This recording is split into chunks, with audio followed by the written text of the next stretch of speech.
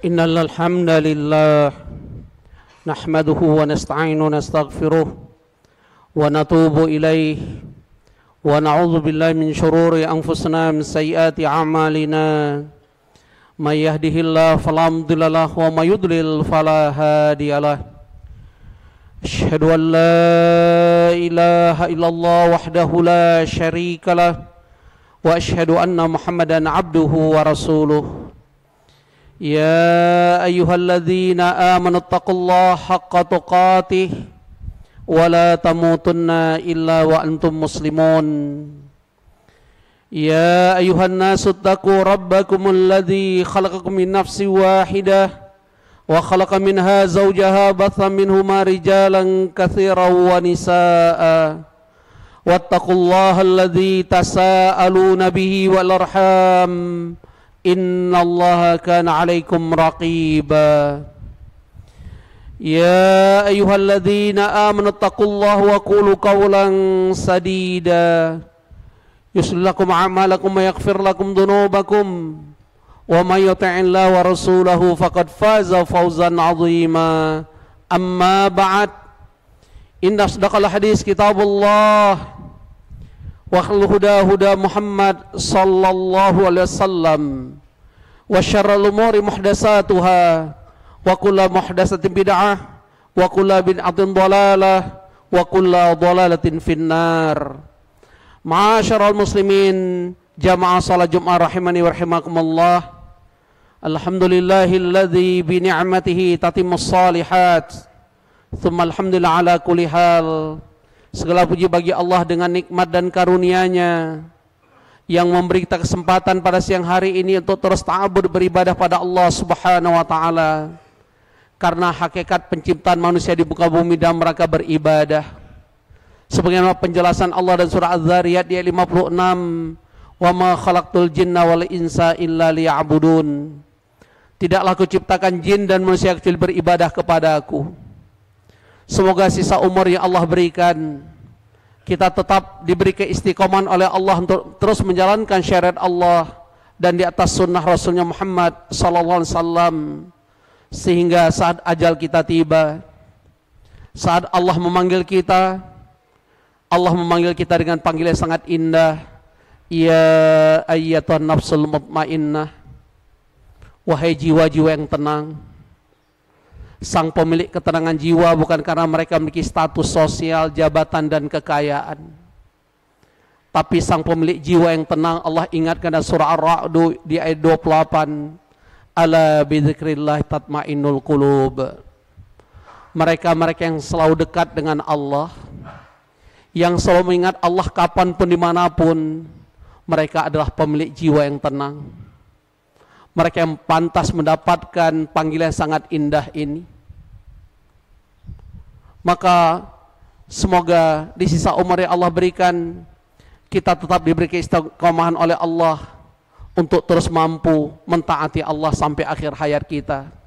Sebagaimana penjelasan Allah surah Al-Hijr, surat yang ke-15 di ayat 99, wa'bud rabbaka hatta ya'tiyakal yaqin. Sembahlah Tuhanmu Allah sampai ajal datang menjemput. Salat teriring salam selalu kita sampaikan kepada Nabi kita Muhammad sallallahu alaihi wasallam.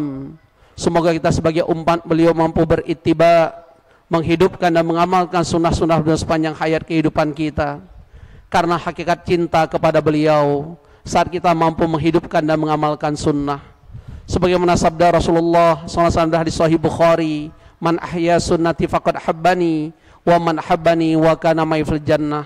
Barang siapa yang hidupkan sunnahku dan mencintai aku, barang siapa yang mencintai aku, dia berhak bersamaku dalam surga. Maka di antara sunnah beliau khatib ingatkan, jangan sampai tidak fokus dengan isi khutbah karena tertidur, ngobrol, bermain HP dan lain sebagainya, faqad lagha. Sungguh sia-sia ibadah sholat Jum'ah kita, wa iyadzubillah. Ikhwani fiddin rahimani wa rahimakumullah. Insyaallah tidak lama lagi kita akan masuki tahun politik, dan kita bisa melihat banyak sekali spanduk-spanduk calon legislatif. Bahkan kita sudah menemukan siapa calon presiden dan cawapres kalian. Karena hakikatnya secara fitrah, Bukan hanya mereka-mereka yang kita lihat terpasang foto-foto mereka dimanapun. Kita juga menginginkan kesuksesan dan kebahagiaan baik di kehidupan dunia, bahkan kita berharap kesuksesan kebahagiaan itu kita bawa sampai ke akhirat. Ini sudah menjadi sebuah fitrah, sebuah basic insting dan tabiat manusia. Hanya saja memang ada perbedaan sudut pandang. Arti kesuksesan seseorang dalam pandangan manusia dan pandangan Allah dan Rasul. Sering dalam pandangan manusia orang disebut sukses kalau memiliki harta yang melimpah, memiliki jabatan, kekuasaan dan status sosial. Karena sudut pandang demikian, tidak sedikit orang banting tulang. Bahkan tidak sedikit orang menghalalkan segala cara untuk mendapatkan kesuksesan yang dia maksud. Dan itu sudah digambarkan Allah dan surah Al-Hadid, surat yang ke-57 di ayat 20. Ya'lamu annamal hayatud dunya la'ibun wa lahun wa zinah. Jarang sekali Allah mengawali ayat Al-Quran dengan kata-kata ya'lamu, attention please, perhatian. Apa perhatian dalam ayat ini? Allah menggambarkan apa sesungguhnya kehidupan dunia ini. La'ibun, permainan, walahun, senda gurau, wazinah, perhiasan. Di surat Al-Hadid ayat 20 Allah gambarkan kenapa ada istilah banting tulang mengejar dunia. Kenapa ada istilah kepala jadi kaki, kaki jadi kepala untuk mengejar kesuksesan duniawi. Kenapa ada istilah orang yang sudah sesat dan tersesat menyampaikan sebuah kata-kata slogan, ini zaman sulit bro, boro-boro cari yang halal, yang haram saja sulit. Bahkan kelompok ini berani mengeluarkan sebuah statement, kalau jahat jangan tanggung bro, jahat sekalian, supaya nanti kalau masuk neraka, malaikat penjaga neraka ngamuk, saking ngamuknya katanya ditendang keras-keras, karena terlalu keras lewat neraka masuk surga. Bahasa apa ini? Di mana hakikat pernyataan Allah dalam surat Yasin, wamtazul yauma ayyuhal mujrimun? Nanti di hadapan Allah di padang mahsyar, yang namanya orang-orang bermaksiat, menghalalkan segala cara dalam kehidupan mereka, tidak mungkin bersatu dengan orang-orang beriman. Maka surah Al-Hadid sungguh indah penjelasan dari Allah. Kenapa manusia urusan dunia ada istilah seperti yang khotib sebutkan tadi, wa tafakhurum bainakum.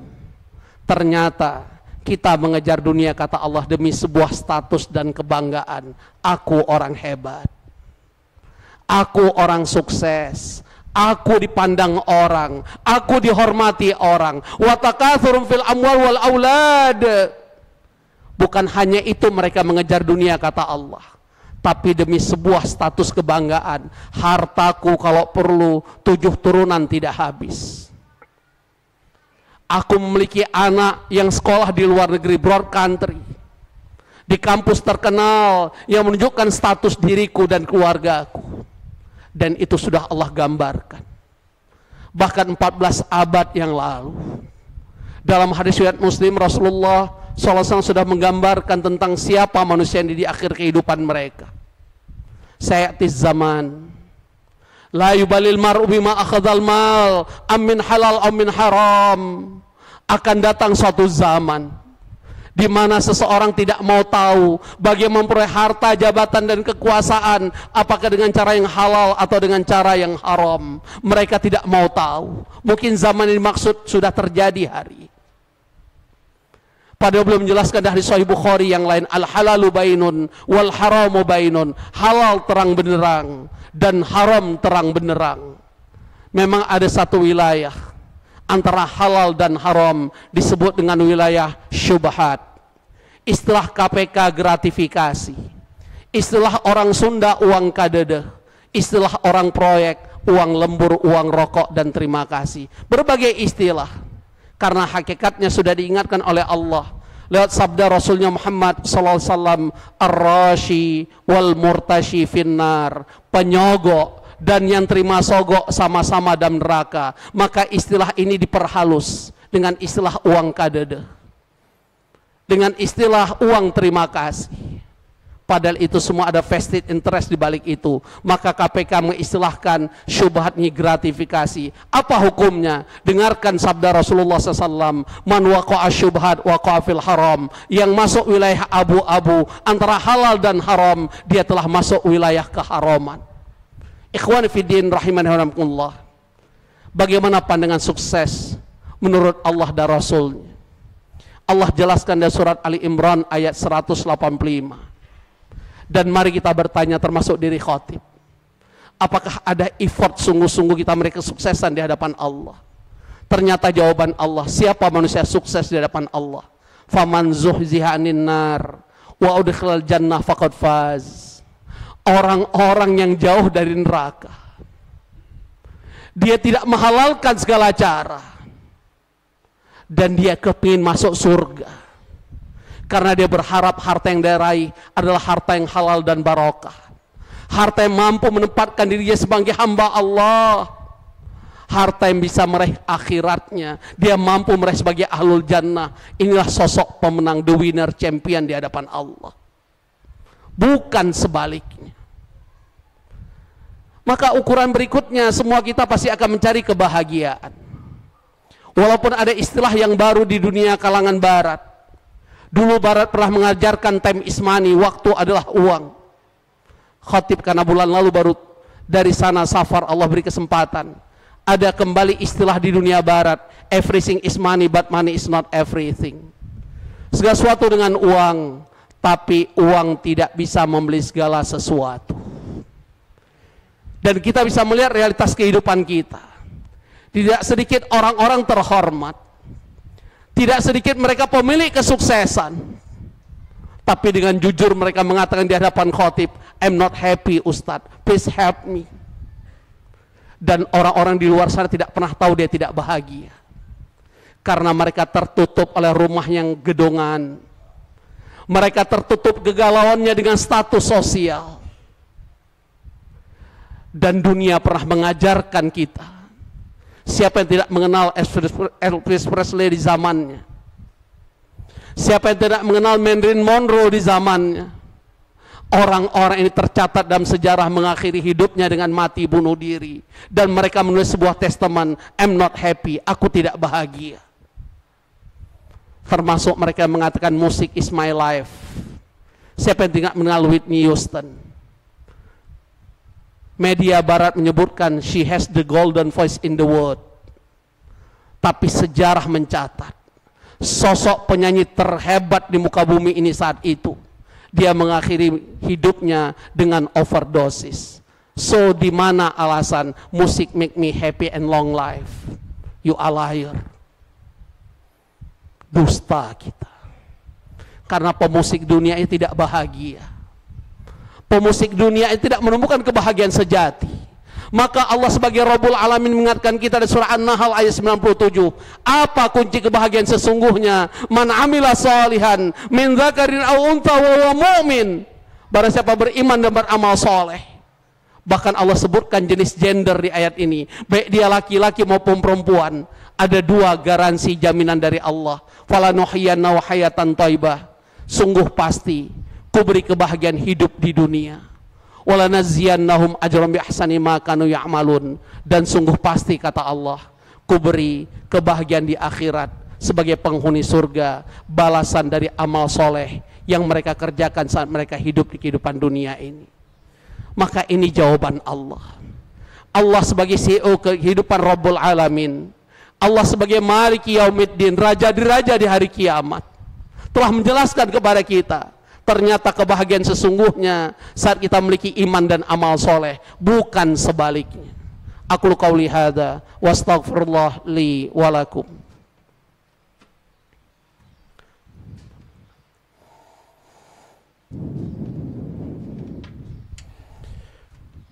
Alhamdulillahi rabbil alamin. Assalatu wassalamu ala asyrafil anbiya'i wal mursalin wa ala alihi wa ashabihi ajmain. Amma ba'd. Fa ya ayuhan nas ittaqullaha mastata'tum wasari'u ila maghfiratin min rabbikum wa jannatin arduhas samawati wal ardu lil muttaqin. Ma'asyiral muslimin rahimani wa rahimakumullah. Dalam sebuah riwayat riwayat Imam Ad-Dailami dari sahabat dan mantu Rasulullah SAW Ali bin Abi Thalib radhiyallahu anhu, dari Rasulullah SAW, beliau menjelaskan apa parameter seseorang itu bahagia dalam hidupnya. Sa'adatul mar'i arba'. Kebahagiaan seseorang apabila dia memiliki 4 parameter indikator. Jangan memvonis orang dulu, dia banyak harta pasti bahagia, tunggu dulu. Jangan memvonis orang saat dia memenangkan pertarungan dalam pilpres maupun caleg dia bahagia, tunggu dulu. Karena jawabannya dari seorang Rasul Muhammad SAW, utusan Allah. Wa ma yantiqu anil hawa in huwa ila wahyu yuha. Semua ucapan beliau adalah bimbingan wahyu dari Allah. Ukuran kebahagiaan seseorang, kata beliau, azwajun salihah. Kita disebut bahagia kalau memiliki pasangan hidup yang salihah. Mari muhasabah. Sudahkah di rumah kita adalah sosok wanita yang salihah? Ad-dunya mata' wa khairu mata'il mar'atus salihah. Dunia penuh kenikmatan dan kesenangan, kata Rasulullah SAW. Sebaik-baik kesenangan dunia adalah wanita yang salihah. Apa kriterianya? Allah jelaskan di antara surah An-Nisa ayat 34. Fassalihatu qanitatun hafidhatun lil ghaibi bima hafidhallah. Sosok wanita soleh yang taat pada Allah dan Rasulnya, taat pada suaminya. Dan sosok wanita yang mampu menjaga kehormatan dirinya, mengelola rumah tangga suaminya, tidak bermudah-mudahan berikhtilat, bercampur baur dengan laki-laki bukan mahram, tidak mudah mempercantik kecantikan dirinya di hadapan laki-laki bukan mahramnya. Maka mari bertanya, ingat, istri yang cantik belum tentu bahagia pemilik kecantikan istri. Berikutnya kata Rasulullah SAW, saat kita memiliki auladul abrar, ternyata unsur kebahagiaan yang kedua saat kita memiliki anak yang soleh dan solihah. Jujurlah saudaraku, mungkin tidak sedikit di antara kita ada pemilik kesuksesan duniawi, tapi saat kita tidak memiliki anak yang soleh dan soleh, apakah kita bahagia? Khotib dikontrak sebuah keluarga terpandang di Jakarta. Bantu kami Ustadz, kami kelamaan hidup di luar negeri, anak-anak saya tidak mengenal Allah. Memang mereka sukses, tapi mereka tidak mengenal Allah. Ujung-ujungnya kami tidak bahagia, karena mereka sudah meninggalkan perintah Allah. Dan yang salah bukan mereka, saya Ustadz. Karena selama ini saya pandang kami akan bahagia kalau anak saya lebih sukses dibanding saya. Tapi hari ini saya menyesal. Dan dia kontrak khotib dengan nilai kontrak. Terserah khotib. Karena dia tidak menemukan kebahagiaan sesungguhnya. Dia kehilangan investasi terbaik di hadapan Allah. Waladun salihun yada'ula. Ayo jujur. Ya akan mendoakan kita kelak, baik kita saat tua maupun di alam barzakh, anak soleh atau anak sukses. Tapi selama ini mindset kita mengajarkan anak kita, mendidik anak kita menuju kesuksesan, dan kita lupakan kesolehannya. Siap-siap jadi budak di hadapan mereka nanti. Karena tanda akhir zaman diingatkan Rasulullah SAW saat malaikat Jibril bertanya mata sa'ah, kapan kiamat? Beliau tidak tahu kapan kiamat, tapi beliau menjelaskan tentang tanda-tanda kiamat. Di antara beliau sebutkan walatil ammatu rabbaha, saat budak melahirkan tuannya. Kata ulama, saat banyak orang tua menjadi budak di hadapan anak-anaknya. Jujur, yang sudah jadi bos, siapa yang lebih ngebos, bapaknya atau anaknya? Yang ketiga, ukuran bahagia kata Rasulullah SAW, saat kita memiliki pergaulan, persahabatan, pertemanan, lingkungan yang baik. Bahkan 14 abadnya lalu beliau sudah mengingatkan kita, al-mar'u ala dini khalili falyanzur ahadukum man yukhalil. Seseorang tergantung pada agama temannya, dan maka setiap orang memperhatikan dengan siapa dia berteman. Salah bergaul, percis seperti statement tadi, ini zaman sulit bro, boro-boro cari yang halal, yang haram saja sulit. Hati-hati.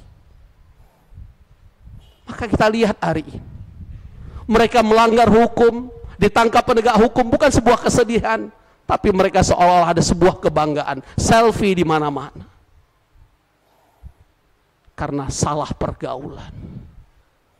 Dan pentingnya kita melihat dengan siapa kita bergaul dan berteman. Dan ini bukan nasihat khotib, nasihat dari kekasih kita Rasulullah SAW. Dan yang terakhir, kata beliau dalam riwayat ini, apa unsur kebahagiaan berikutnya? Saat kita mampu mendapatkan nafkah rezeki dari Allah di tempat kelahiran kita. Lebih bahagia lagi kalau kita mampu mencari rezeki dan nafkah tidak jauh dari orang tua kita, supaya kita mendapatkan doa dan restu mereka siang dan malam. Bukankah seorang tabi'in menangis terseduh-seduh saat ibunya wafat? Saat ditanya, kenapa engkau menangis? Apakah engkau tidak siap menerima takdir Allah? Bukan. Yang membuat aku menangis dan terseduh, karena aku tahu 8 pintu surga yang paling tengah saat kita berbakti pada orang tua. Hari ini pintu surga itu sudah tertutup rapat-rapat untuk diriku selamanya semenjak ibuku wafat. Ternyata dekat dengan orang tua, mampu berbakti pada mereka, mendapatkan rezeki Allah tidak jauh dari lingkungan mereka, tempat kelahiran kita. Itu unsur kebahagiaan, karena khotib merasakan itu. Khotib dari Aceh, korban tsunami Aceh, harus pindah ke Bogor. Pasti berbeda tentang kultur, adat dan sebagainya. Maka berbahagialah saudaraku yang memang asli Bogor, orang tua di Bogor, mampu mencari nafkah di Bogor. Maka itu sumber kebahagiaan. Banyak bersyukur pada Allah Subhanahu wa ta'ala. Innallaha malaikatahu yusholluna 'alan nabi ya ayyuhalladzina amanu shallu 'alaihi wa sallimu taslima. Allahumma shalli 'ala Muhammad wa 'ala Muhammad kama shallaita 'ala Ibrahim wa 'ala Ibrahim innaka Hamidum Majid. Wa barik 'ala Muhammad wa 'ala Muhammad kama barakta 'ala Ibrahim wa 'ala Ibrahim innaka Hamidum Majid. Allahumma ighfiril muslimina wal muslimat wal mu'minina wal mu'minat al ahya minhum wal amwat. Rabbana la tuzigh qulubana ba'da idh hadaitana wa hab lana min ladunka rahmah innaka antal wahhab. Ya muqallibal qulub tsabbit qulubana ala dinik. Ya musarrifal qulub sarrif qulubana ala ta'atik.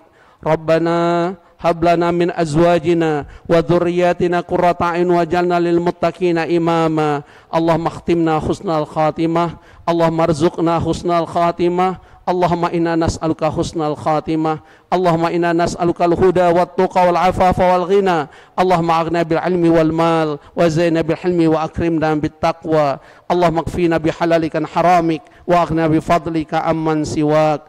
Rabbana atina fid dunya hasanah wa fil akhirati hasanah wa qina adzaban nar. Subhana rabbika rabbil izzati amma yasifun wa salamun alal mursalin walhamdulillahi rabbil alamin. Aqimus salah.